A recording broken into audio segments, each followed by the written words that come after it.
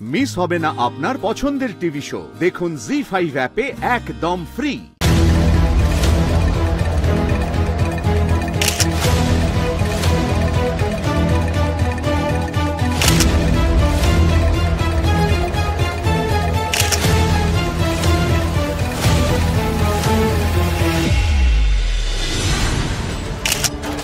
কেমন মজা, ঘটক দিদির পর এবার যাবে ফেঁসে।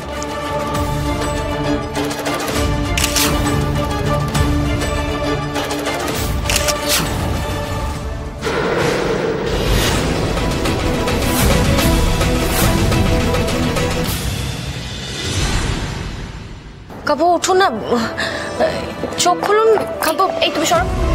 কাবু বাবু, কি হয়েছে আপনার? কাবু বাবু উনি এরকম ভাবে শুয়ে আছেন কেন? আসলে আমিও জানি না, আসার পর থেকেই দেখছি উনি এরকম ভাবে মাথাটা এলিয়ে শুয়ে আছেন।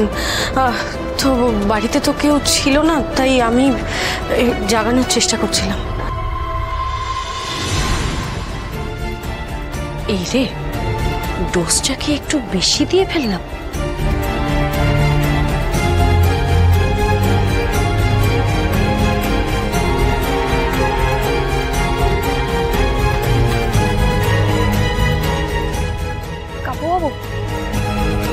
কাবু বাবু, কাবু বাবু আপনি ঠিক আছেন? কাবু বাবু, আপনি তো কোর্টে ছিলেন। কাবু বাবু আপনি এখানে এলেন কি করে? কোর্টে যাইনি, আমি তো এখানে কফি খাচ্ছিলাম, জানি না চোখটা কখন বন্ধ হয়ে গেছে। কফি খাচ্ছিলেন মানে? কফি আপনাকে কে বানিয়ে দিল? আপনার যদি শরীর খারাপ লাগতো আপনি তো আমাদেরকে বলতে পারতেন। আপনি এইভাবে একা একা বাড়িতে চলে এলেন। আপনি যখন জানতেন আইলার একা বাড়িতে আছে, তাহলে আপনি মাথা খারাপ হয়ে গেছে নাকি? আপনি কি কিছু বুঝতে পারছেন না? আমি চেম্বারে গিয়ে দেখলাম চেম্বারে কেউ নেই, ফাঁকা, কোনো ক্লায়েন্ট নেই। তাই আমি কি করতাম ওখানে? আমি বসে বসে কি করবো? মাছি মারবো? আমার অ্যাসিস্ট্যান্টও আমাকে ছেড়ে চলে গেছে।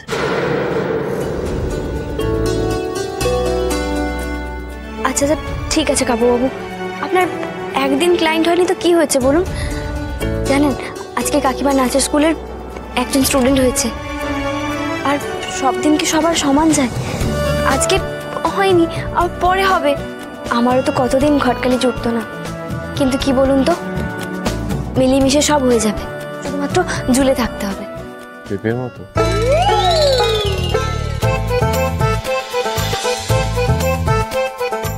ঠিকই বলেছেন আপনি। আমি যেরকম পেঁপের মতন ঝুলে থাকি ঠিক সেরকম ঝুলে থাকলে, লেগে থাকলে দেখবেন একদিন না একদিন কাজ সব ঠিকই হবে। আমি তো আপনাকে আগেই বললাম কাব্য বাবু, আজকে আপনি আর কোর্টে যাবেন না। আপনার আজকে কোর্টে যাওয়াটা একদম ঠিক হয়নি। আর দেখুন আমার তো সব সাগরেদরাই আরামবাগেই আছে, আমি কি কাজ ছেড়ে দিয়েছি? আর একটা কথা মন দিয়ে শুনে রাখুন, আজকে ছুটি নিয়েছেন ঠিক আছে, কিন্তু কাল থেকে একদম কোর্টে যাবেন। কাজ তো শুরু করতে হবে বলুন। আমি দেখছি খুব বড় হয়ে গেছে। এবার আপনি উঠুন তো, চলুন ঘরে গিয়ে একটু বিশ্রাম নেবেন। জি5 ডাউনলোড করুন আর সব এপিসোড দেখুন একদম ফ্রি।